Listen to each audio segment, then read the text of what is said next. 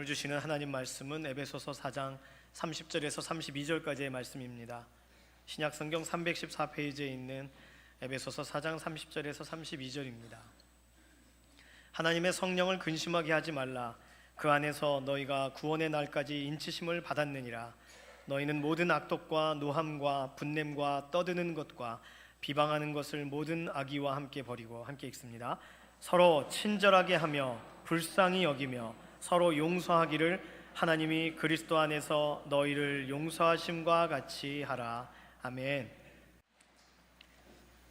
하나님 높임을 받으시옵소서.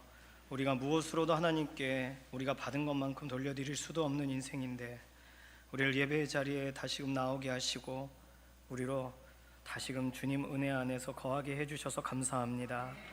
오늘 찬양한 고백처럼 우리의 삶이 언제나 십자가 아래에서 시작하게 하여 주시고 주님 바라보고 주님 붙들며 우리의 삶의 모든 어려움의 상황 가운데에서도 그 모든 것을 이기게 하시기 위하여 먼저 죽으신 예수님의 보혈 붙들고 나아가도록 우리의 삶을 인도하여 주시옵소서. 이번 한 주간 우리에게 새롭게 허락하여 주신다는 그런 징표로 오늘 주님 부활하신 날 기념하며 함께 예배 자리에 모였습니다. 이번 한 주간을 주님의 마음껏 사용하여 주시옵소서. 주의 선하신 계획의 일부가 되기를 원합니다. 감사드리며 살아계신 예수님의 이름으로 기도드립니다. 아멘. 오늘 선곡이 너무 좋았습니다. 제가 고등학교 때 중창단을 했습니다. 그런데 중창단 연습을 하는데 이 곡을 선생님이 가르쳐 주시는 거예요. 안 믿는 아이들 앞에. 어찌하여야 그 크신 사랑 갚으리. 그런데 교회에서 이게 울어야 되는데 학교에서 막 눈물이 나는 거예요. 갚을 수 없는데 저걸 부르라니까.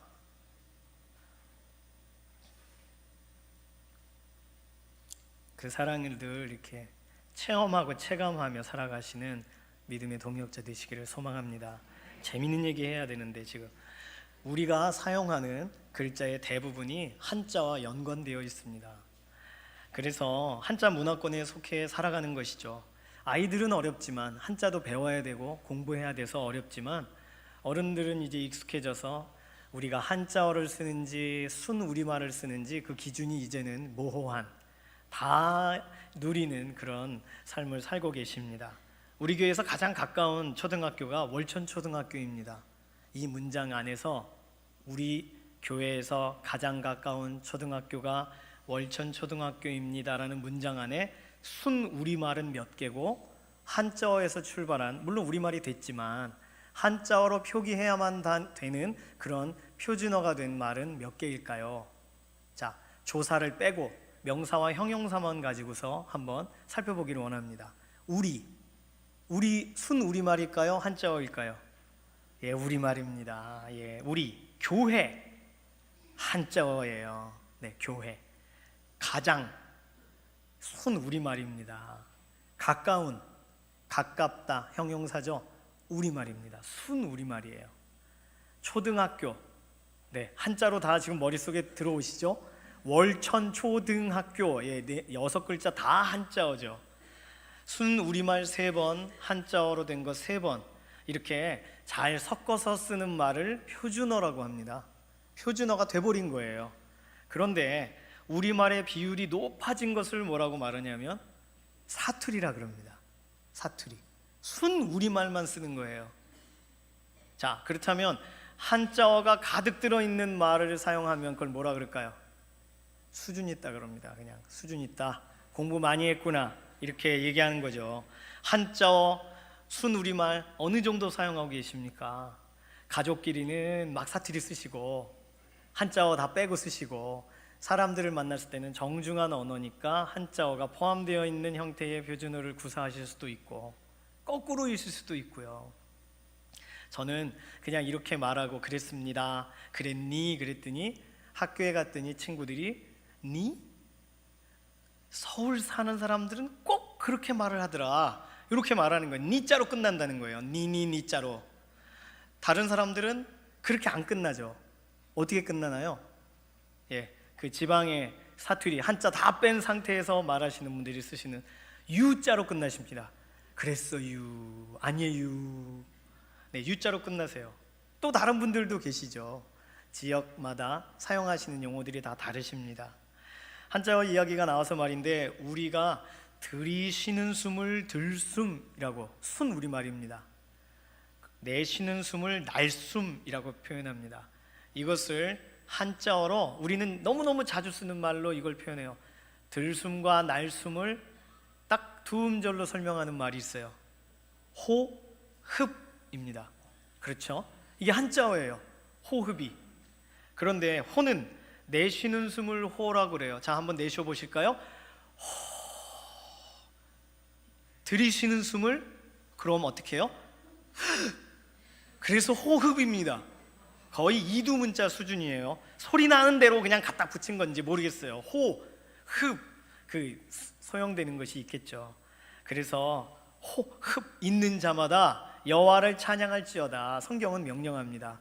호, 그러니까 숨을 내쉬는 사람이나 흡, 들이마시는 사람이나, 다른 말로 한숨을 내쉬는 한 주간을 사셨거나 큰 숨을 들이마시며 이제 시작해야지 하고 결단하는 분이시나 모두 하나님을 찬양해야 된다는 말인 줄로 믿습니다.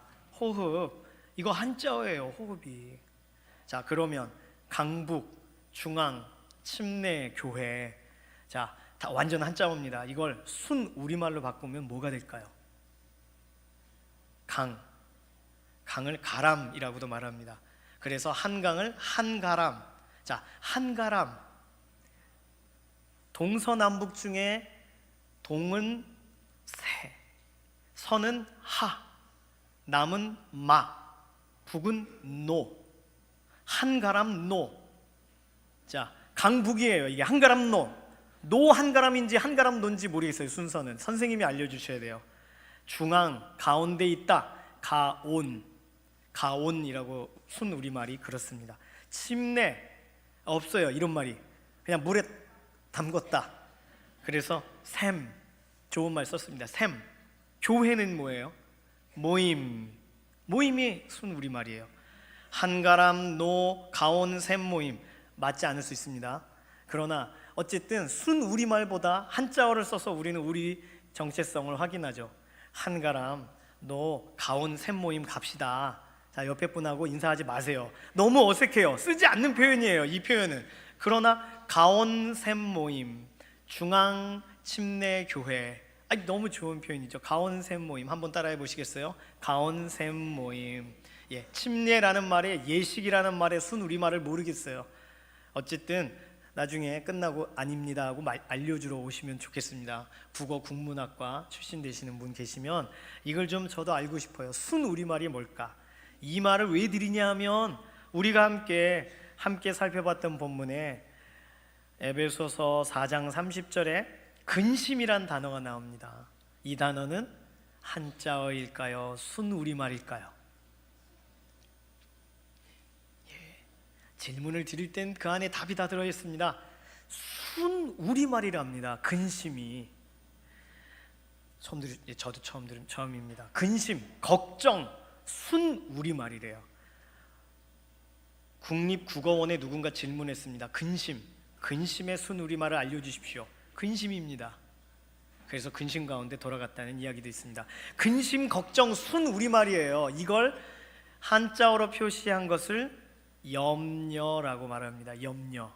그러니까 오늘 이곳에 계신 분들은 염려하지 마시고, 근심과 걱정을 순 우리말이니까 그것 아니죠. 하시면 안 돼요. 근심, 걱정, 염려가 다 주 안에서 녹아지시기를 소망합니다. 순 우리말이든 한자어든 다 표준어 안에서 예수님, 예수 그리스도 십자가라는 표준 지침 아래서 다 녹아지기를 소망합니다.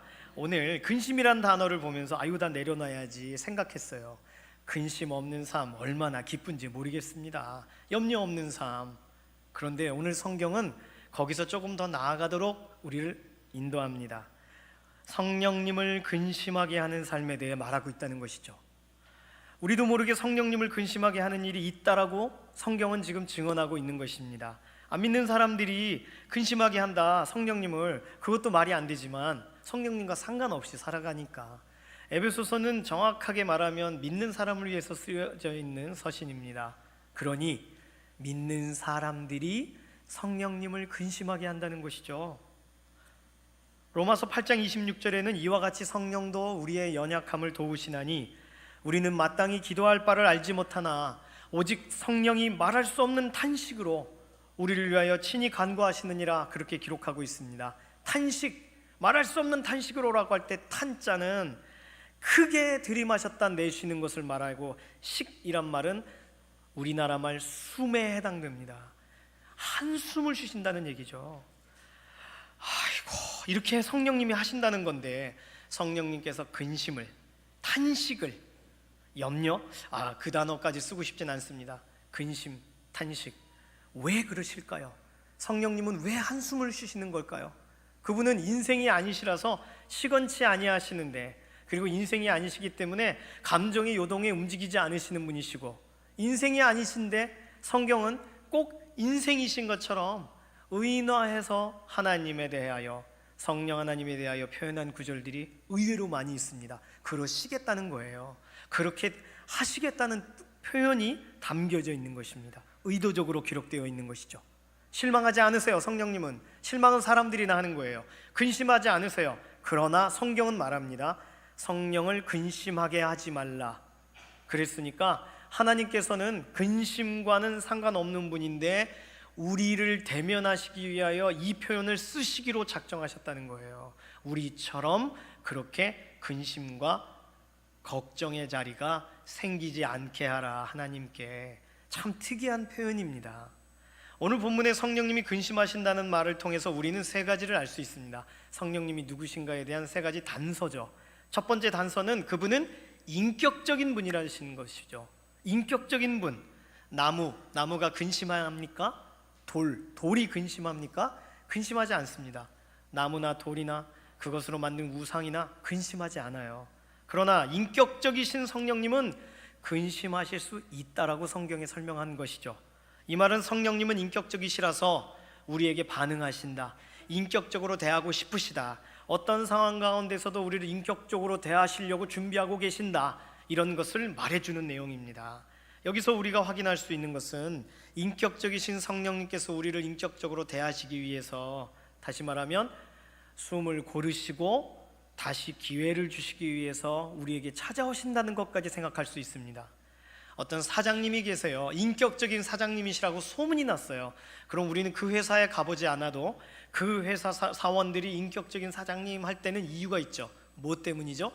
문제가 있을 때 그 문제에 대해 바로 징계를 내리지 않고, 그래도 되는 권한이 있는데도 불구하고 안 하고 그것을 왜 그랬어? 라고 묻고 다시는 그러지 말아야 되겠네, 이 부분은 내가 마무리를 해줄게, 손해는 받지만 내가 이 부분은 해결해 줄게, 그렇게 사장님이 그걸 막아준다는 거예요. 해결해 주신다는 거예요. 인격적으로 대해 주신다는 것 안에는 그에게 책임을 묻지 않는다는 것까지 포함이 되어 있습니다. 사건을 그의 인품으로 해결하신다는 내용이죠. 맞습니다. 성령님은 우리에게 다시 기회를 주십니다. 인격적으로 대해 주세요. 다시 붙들어 주십니다. 다시 시작할 수 있게 해주십니다. 그러니 이번 한 주일 동안 무슨 일이 일어나도 성령님은 우리에 대한 마음을 딱 돌이키실 수 있는 분이야 라고 생각하면 안 되겠습니다. 성령님은 오늘 우리도 왜 그랬어? 그러면 안 되는 거 알잖아, 성경이 이렇게 써 있단다 라고 말씀해 주시면서까지 우리를 다시금 제자리로 돌이키실 것이기 때문입니다. 이번 한 주 동안 성령님을 신뢰하며 살아간다라고 하면 그 한 걸음 한 걸음이 성령님의 여전하신 사랑을, 그 인격적이신 나를 대면해 주실 거라는 그 기대를 가지고 이번 한 주간 믿음으로 살아가시는 동역자 되시길 소망합니다. 두 번째는 인격적이라는 그분은, 다시 말하면 왜 인격적이라는 표현을 썼을까? 조금 나가서 기억하시는 분이라는 사실을 설명하는 것으로 연결될 수가 있습니다. 근심이라는 말은 어떤 사건을 처음 경험할 때 하지 않습니다. 지난번 했었던 그 일을 또 경험하게 될 때 근심이 시작돼요. 경험이 있어야 돼요. 기억된 그 무엇인가가 있을 때 거기서부터 상처가 기억나면 상처 때문에 움츠려드는 것이죠.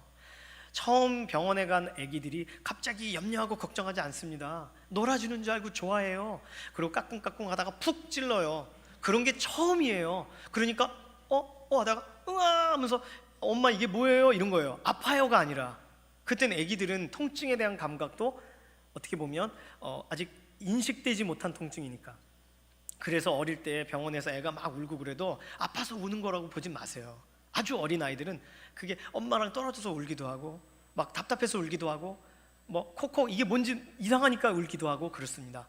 그러나 몇 개월 지나면 이제 알아요. 인식을 해요. 그것이 아프다는 걸 압니다. 그래서 바늘만 들고 와도 이제는 무서운 거예요. 막 두려운 거예요.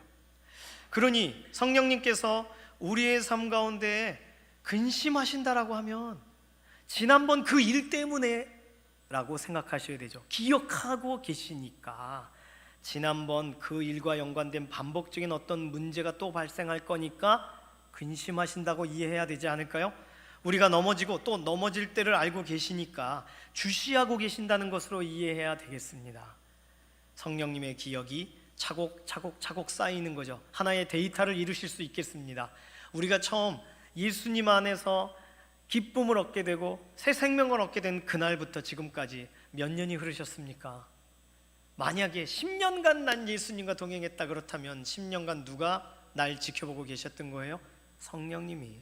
넘어지는 봄쯤 되면 넘어지더라, 이걸 아시는 거예요. 여름에 막 사역하고 나서 탈진되더라, 그때 날 꼭 없는 것 같이 대하더라. 그게 데이터화 되어 있으세요.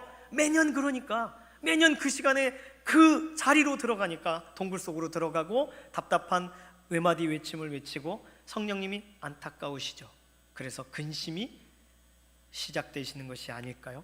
성령님의 기억이 차곡차곡. 그래서 이것은 다른 말로 반복적인 실수를 할 만한 때에 또 넘어질 것 같은 그때에는 마음의 준비를 하시겠죠. 잡아주시려고, 붙들어 주시려고. 우리가 머뭇거리는 그 이유를 아시겠죠. 지난번에 넘어졌었으니까 네가 힘들겠구나. 그러니 성령님은 우리를 이해하고도 남으시는, 우리 곁에 그렇게 계시는 분이신 줄로 믿습니다. 그러니 최근에 나는 할 수 있습니다, 걱정하지 마세요, 제게 맡기세요 라고 하는 그 사람의 말에 너 조금 있으면 넘어질지도 몰라. 예수님이 베드로에게 하셨던 말씀처럼 닭이 3번 울 텐데 그때 네가 그때 아차 싶을 거다, 그 얘기를 하시는 거죠. 베드로의 패턴을 아시니까. 성령님은 오늘 우리를 주시하고 계시니까 더 명확하게 아시겠죠. 감사한 것은 그래서 우리의 연약함의 모습을, 연약하게 시작하는 것을 기억하고 계시다는 것입니다. 이번 한 주 동안 살아가실 때에도 우리의 연약함의 상황이 혹시 또 발생해도, 그때쯤 되면 또 자신 없게 머뭇거리는 일이 발생해도 우리 성령님 그것에 대하여 막 뭐라고 하지 않으세요. 왜요? 또다시 일어날 거니까, 또 기도하면서 주님 부르짖을 거니까, 어디서 결국 말씀이구나 돌아갈 거니까 성령님은 또 그렇게 말씀하시고 인도하실 것이고 우리를 향하여 일하실 줄로 믿습니다. 그러니 기억하시되 근심하시지 않도록, 기억하시되 걱정하시지 않도록, 답답해하시지 않도록, 탄식하시지 않도록 우리의 삶을 더욱 갖고 가는 그런 믿음의 동력자 되시기를 소망합니다.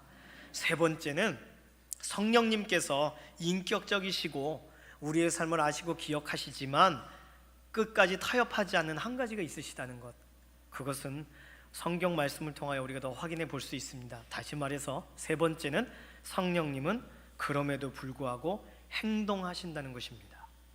우리가 가진 가장 큰 오해는 성령 하나님이 계획하심과, 계획은 그분이 다 세우셨고 성자 예수님이 속죄하셨고 그분이 다 쏟아 피 흘리셨고 우리를 살리셨고, 그러니 성령님은 그 모든 것을 다 모으셔서 수종드는 분 정도로 생각하실 때가 있습니다. 우리에게 그런 생각이 들어요. 그런데 성경은 그렇게 설명하지를 않습니다. 단순히 유지보수시키는 분으로 성령님을 생각한다면 성령님이 하나님이시라는 사실을 우리가 기억해야 되겠습니다.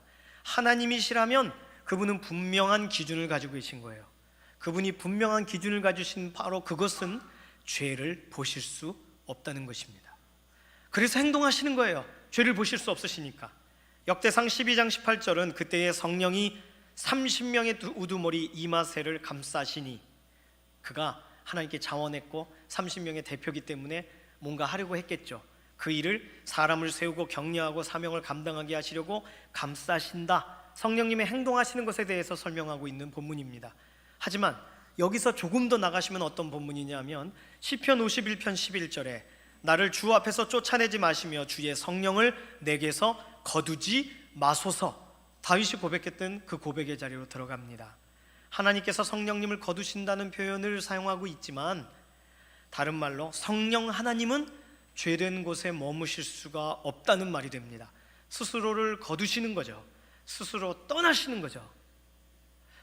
뭔가 정리되기 전까지 성령의 전이니까, 성령의 집이니까 내가 성령님 나와 함께 동행해 주세요 라고 했기 때문에 어쨌든 다시 오셔야 되는데 정리가 잘 안 돼서 정리될 때까지 잠깐 떠나 계신다. 그 정도면 얼마나 감사할까요? 다른 본문은 그렇게까지 거기서 멈추지를 않습니다.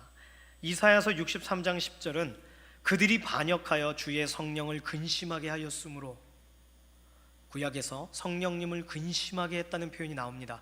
여기서 오늘 에베소서 4장의 본문까지 바로 연결되는 고속도로가 열리는 것이죠.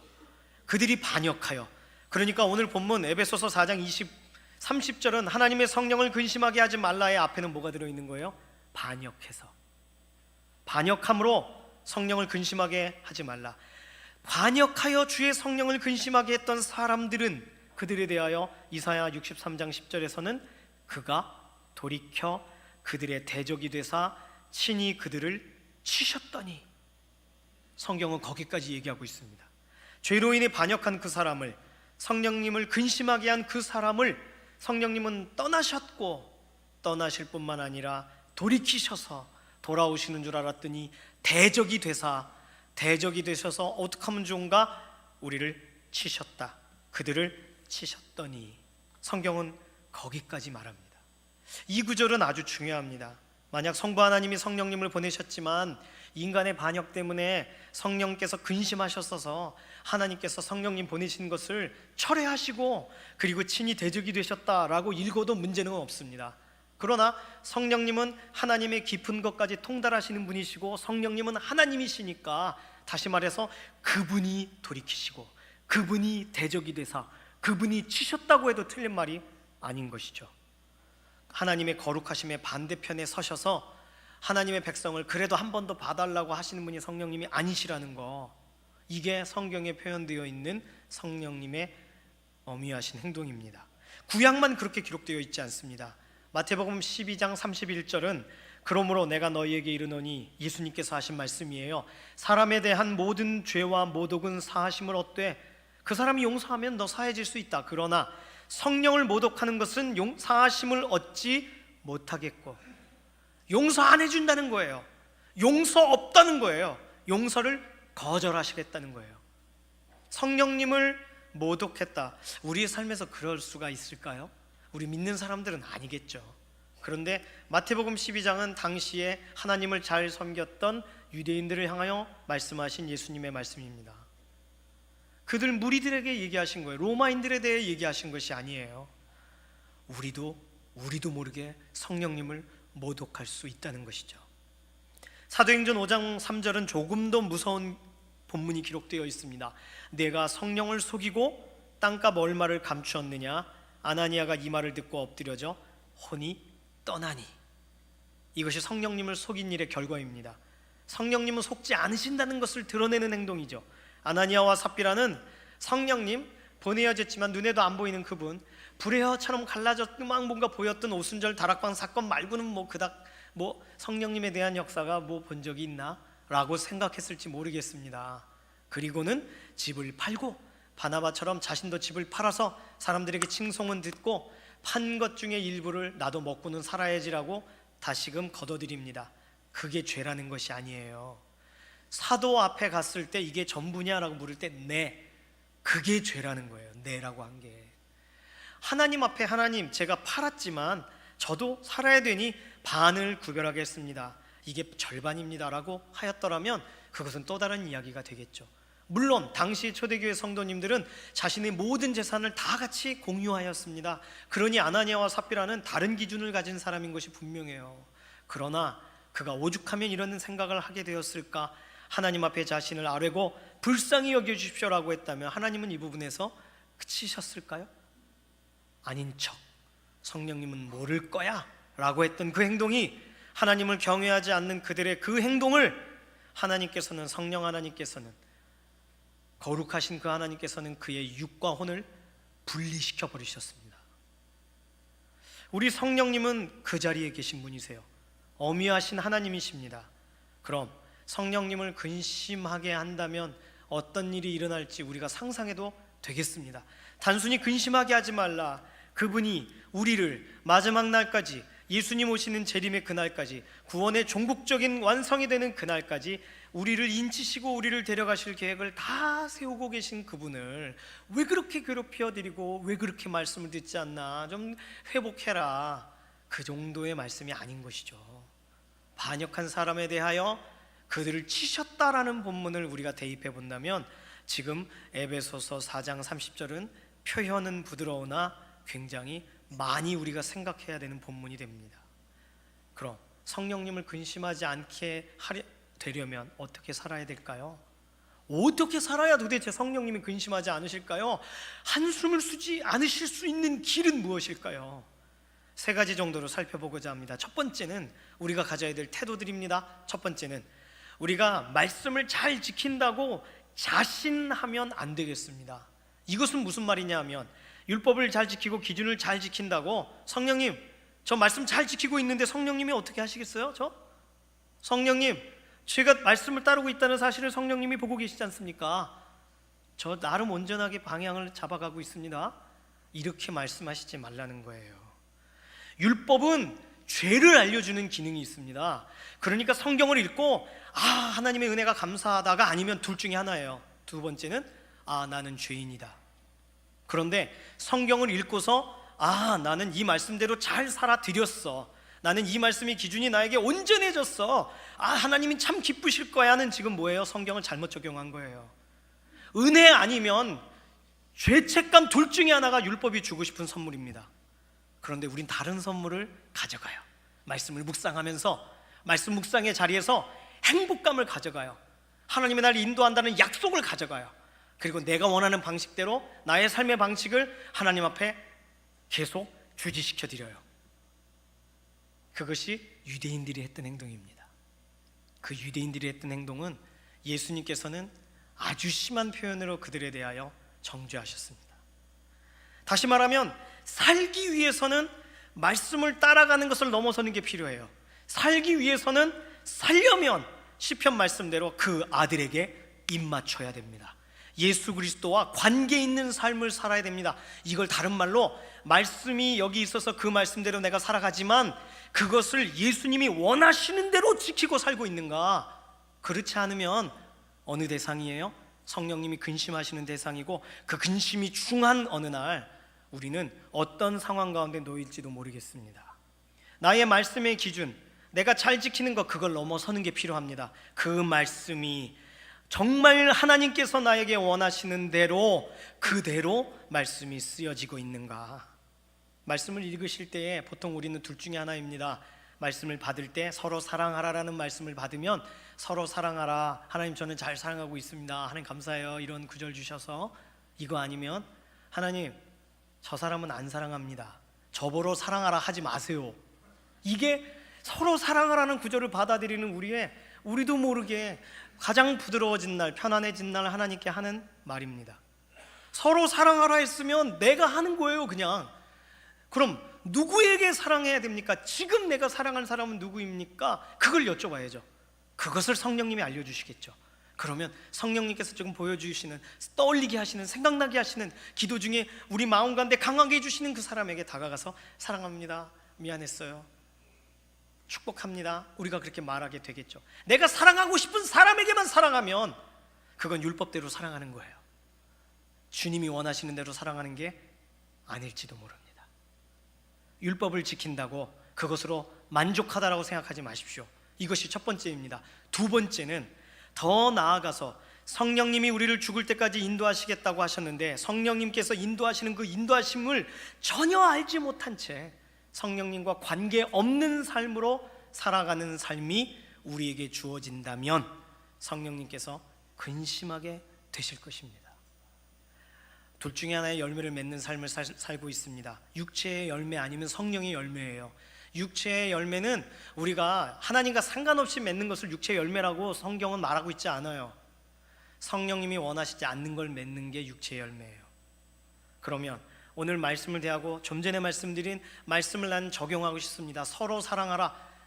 오늘 나에게 서로라는 글자가 와닿네. 서로라고 했는데 너부터 해봐. 이렇게 적용하시면 지금 육체의 열매대로 말씀을 적용하고 계신 거예요. 그러나 서로를 뒤로 무르고 사랑하라를 나의 구절로 알아서 받으시는 분은 내가 사랑할 사람을 찾아가기 시작하고 사랑 없는 곳을 향하여 찾아가기 시작하고, 그래서 그 사람 때문에 또 다른 누군가가 서로 사랑할 수 있는 기회를 열어가는 하나님의 특별한 도구가 되는 줄로 믿습니다. 이것이 성령의 열매가 아니겠습니까? 누군가가 먼저 시작하는 거, 누군가가 먼저 주님 앞에 드려지는 거, 성령님을 따르면 성령님이 원하시는 열매를 보고 나의 기준, 육신적 기준을 따르면 육신의 열매를 보는 것이죠. 결국 신앙생활은 성령님과의 관계인 줄로 믿습니다. 성령님과의 관계를 바르게 이어가는 사람은 성령님을 근심시키지 않을 거예요. 성령님과 상관없이 자기 기준으로 살아가는 사람은 성령님을 100% 근심시키는 것입니다. 저도 이렇게 말하고 있지만 저의 한 주일을 돌아볼 때 저는 흠이 없어서 이런 말을 하는 것이 아니에요. 저도 말할 수 없는 자가 여기서 이루고 있는 것입니다. 25절부터 32절까지의 내용은 성령님을 향하여 그럼 성령님이 원하시는 대로 어떻게 살아가야 되는가를 예시를 들어주고 있어요. 거짓을 버려라. 서로 지체가 되었지 않느냐. 분을 내도 죄를 짓지 마라. 그리스도의 몸이 아니냐. 도둑질하지 마라. 돌이켜서 네 손으로 수고해야 되지 않냐. 왜 남의 손의 것을 수고하여 네가 가지려고 하느냐. 더러운 말은 입 밖에도 내지 말아라. 선한 일을 위하여 너는 친백성 되지 않았느냐. 그렇게 우리를 성령님께서 원하시는 것이 무엇인지를 우리에게 계속 각인시켜주기 위하여 오늘의 본문은 기록되어 있습니다. 지금 하나님께서 보고 계시는 호람되어 하나님 앞에 살아가는 우리는 어떻게든 성령님이 은혜를 우리 가운데 적용시키고 그렇게 끌고 가지고 계신 그 은혜의 현장 가운데서 끌려가면서 욕을 할 수는 없잖아요. 끌려가면서 이건 잘못된 인생이야 라고 할 수는 없잖아요. 끌려가면서 나는 원하지 않았어. 그냥 단지 하나님이 이걸 나에게 하시는 것 뿐이야. 그럼 성령님이 우리를 데려가시면서 기분이 좋으시겠습니까? 32절 보실까요? 친절하게, 하나님이 나에게 친절하셨던 것처럼 나는 다른 사람에게 친절한가? 하나님이 내게 주셨던 사랑만큼 나는 다른 사람을 불쌍히 여기는가? 하나님께서 내게 다시 기회 주셨던 것처럼 다른 사람을 용서하고 있는가? 이 모든 것은 성령님이 기뻐하시는 일이 될 것입니다. 그러나 내가 받은 것 기억하지 못하는 날 나에게 더 사랑할 마음 주세요. 나 주신 것 없잖아요 라고 하는 말, 그 말 가운데 성령님의 근심이 시작된다면 어떻게 하시겠습니까? 세 번째, 성령님께서 이루신 일을 존중하는 삶이 되어야 할 줄로 믿습니다. 사실 이게 가장 중요해요. 성령님께서는 나에게 은혜의 구원을 적용하시는 분이십니다. 받을 수 없는 걸 주시는 분이세요.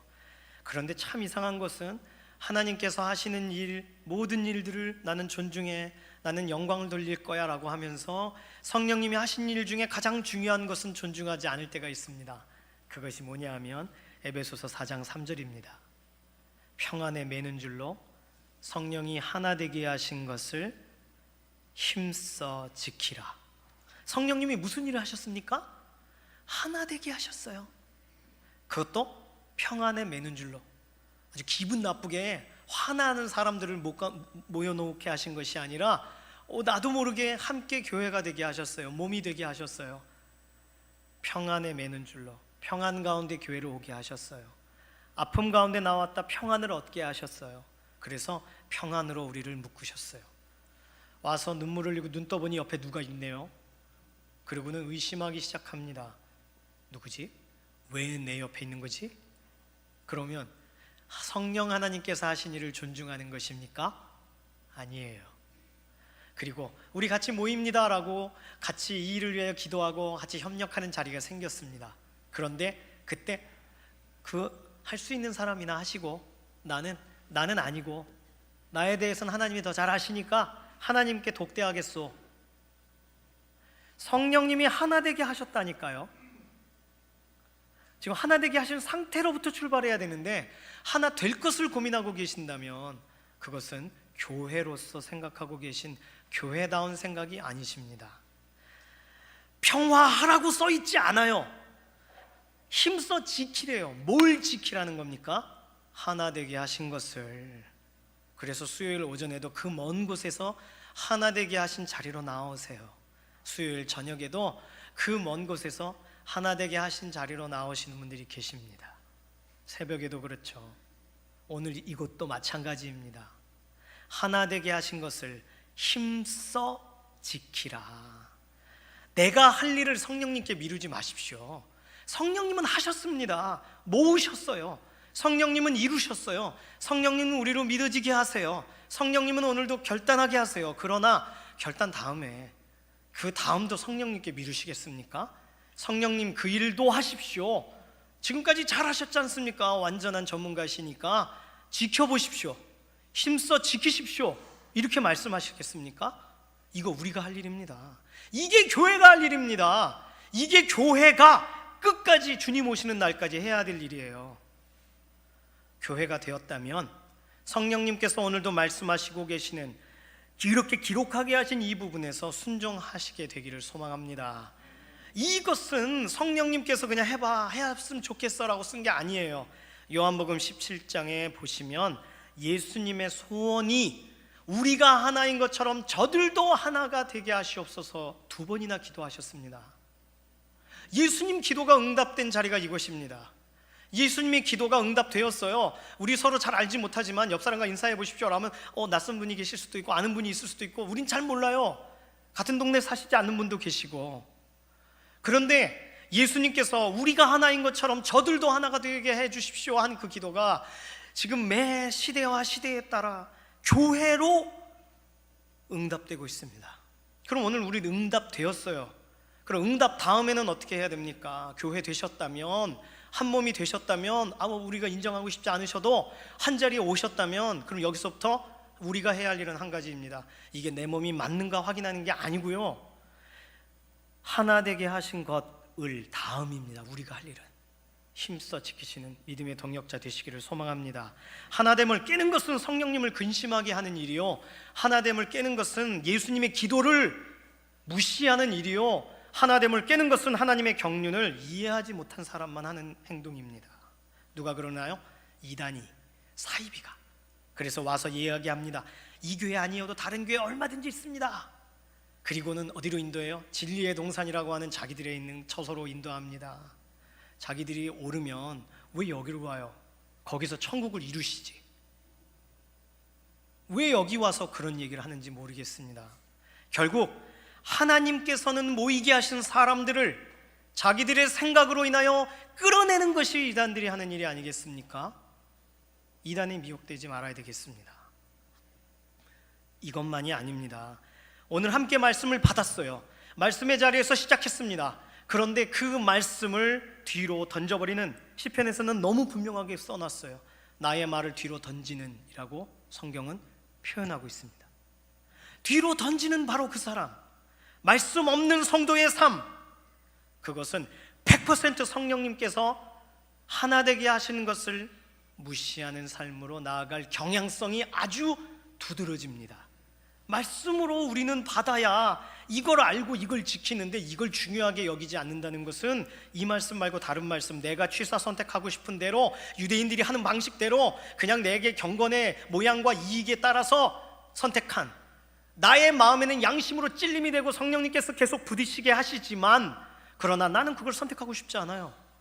그래서 내가 생각한 율법의 기준대로, 내 기준대로 말씀을 그냥 하나씩 정리해 놓고 있다면 그거 성령님께서 근심하실 일이 아니겠습니까? 말씀대로 살다가 함께 만났는데 누군가를 지치게 하는 대화를 하신다거나, 말씀대로 어떻게 살다가 오늘 이 자리에 왔는데 그 사람을 폄하하는 말을 하신다면 그게 성령님을 기쁘시게 하는 일이겠습니까? 성령님께서 하나 되게 하신 나의 권속을 세워주는 것, 성령님께서 내 옆자리에 앉게 하신 성도를 위하여 기도해 주는 것, 분리하지 않고 존중하는 것, 하나님을 온전히 바라보는 것, 그렇게 살기를 결단하고 노력하는 것, 이거 성령님이 기뻐하실 만한 일이 아니겠습니까? 성령님을 근심하시지 않게 하는 삶, 성령님이 이미 행하신 일을 존중하는 자리가, 그것이 우리가 살아가야 되는 삶의 모습인 줄로 믿습니다. 세 가지를 말씀드렸습니다. 율법을 지키는 것으로 만족하지 않고 성령님과의 관계, 그것을 지도하시고 인도하시고 열매를 내시는 성령님과의 관계를 돌아보며 성령님께서 하신 일을 존중하는 삶, 특별히 하나됨을 힘써 지키는 자리가, 우리가 성령님을 근심하시지 않게 구원의 날까지 우리를 보호하시기로 작정하신 그분의 마음 아프지 않게 하는 삶인 줄로 믿습니다. 이 기준 가진 오늘, 이 말씀을 대하는 오늘, 우리는 결단하며 함께 기도해야 되겠습니다. 성령님, 결단해도 성령님이 인도하시지 않으면 우린 또 다시 우리 방식대로 넘어갑니다. 불쌍히 여겨 주십시오. 그래서 기억나게 해주십시오. 말씀의 자리로 들어가게 해주십시오. 새 힘을 얻게 하여 주시며 주님을 바라보게 해주십시오. 이 시간에 주여 한번 부르짖고 통성으로 기도합니다. 주여, 소망 가운데 우리의 삶을 오늘도 부유하게 하시고 붙잡아 주시고 채워주시며 이끌어 주시는 하나님, 하나님의 크신 은혜와 사랑을 감사합니다. 사랑하고 하나님의 영광을 위하여 살기 원하고, 하나님의 뜻 앞에 녹아지기를 원하고, 하나님 앞에 기뻐하며 나아가기를 원하고, 나는 더 좋은 것, 더 놀라운 것들을 보게 되기를 원하지만 정작 나의 걸음이 성령께서 행하신 일에 대하여, 성령께서 우리 가운데 말씀하여 주신 것에 대하여 기억하지 못할 때, 하나님, 나는 도대체 어디 있는 것입니까? 하나님, 나는 어떤 열매를 내고 살아가는 것입니까? 내가 선한 것을 낸다고 하는데 왜 육체의 열매를 내고 있습니까? 하나님, 불쌍히 하게 주셔서 한 주의 삶 가운데 삶의 순간순간마다 하나님을 바라보고 하나님을 시인하고 하나님이 열어놓으신 그 길을 따라가는 믿음의 걸음 걸어가게 하여 주시옵소서. 나는 평생 성령님을 근심시킨 적이 없다고 생각하고 있었지만 오늘 말씀을 대할 때 나는 충분히 매일매일 성령님을 근심시키고 살았다고, 이것을 어떻게 하면 좋으냐고, 우리의 삶이 회개의 자리가 되게 하여 주시며 다시금 돌이킴의 자리가 되게 하여 주시며 소망의 하늘의 자리가 되게 하여 주시며 결단의 자리가 되게 하여 주시옵소서. 성령님, 우리 가운데 오늘도 붙드시고 깨닫게 하시고 알게 하시고 이끌어 주시니 하나님의 크고 놀랍고 온전하신 그 계획을 따라가는 인생 되게 하여 주시옵소서. 어떤 것들로도 우리 삶 가운데 무지하고 알지 못하여 짓는 그 죄들이 없게 하여 주시고, 하나님의 크고 놀랍고 완전하신 하나님의 그 완성품의 현장의 구원의 마지막 끝까지 우리의 삶이 하나님 앞에 그렇게 쓰임받는 그 믿음의 걸음되도록 하나님 이끄시고 주관하여 주시고 주의 은혜를 덧입어 주시옵소서. 살아계신 하나님, 오늘 주의 말씀 앞에 다시금 섭니다. 나도 나를 돌아볼 때 걱정스러운 날들이 있고, 나도 이대로 살면 안 된다고 찔림의 날이 있는데, 그때 성령님께서는 탄식으로 친히 간구하실 정도가 되시고, 이 탄식이 더 길어져서 근심이 되시면 하나님, 우리에 대하여 어떻게 하실지 하나님, 우리는 말씀을 대할 때 드렸습니다. 오늘 우리의 생각을 바로잡아 주셔서 우리의 걸음을 사슴과 같이 하사 나로 높은 곳에 다니게 하시옵소서. 주의 말씀을 향하여 나아가게 하시옵소서. 세상의 낮은 곳에 있지 아니하고 높으신 하나님의 말씀을 향하여 나아가는, 하나님을 경외함으로 살아가는 믿음의 동역자들이 되게 하여 주시옵소서. 우리의 인생은 하나님의 것이고 하나님 뜻대로 이루어져야, 그렇게 쓰임받아야 온전한 줄로 믿습니다. 성령님께서 원하시는 대로, 기뻐하시는 대로 우리를 막 깨워주십시오. 잠들어 있는 것 같을 때 막 깨워주시고, 그래서 우리가 정신을 차리고 그 말씀이 무엇인지 그 깊이와 넓이와 높이와 그 모든 것을 알아가는 예수 그리스도 안에서 그 마음이 붙들림 받는 인생으로 이번 한 주간도 쓰임받게 하여 주시옵소서. 감사드리며 살아계신 예수님의 이름으로 기도드립니다.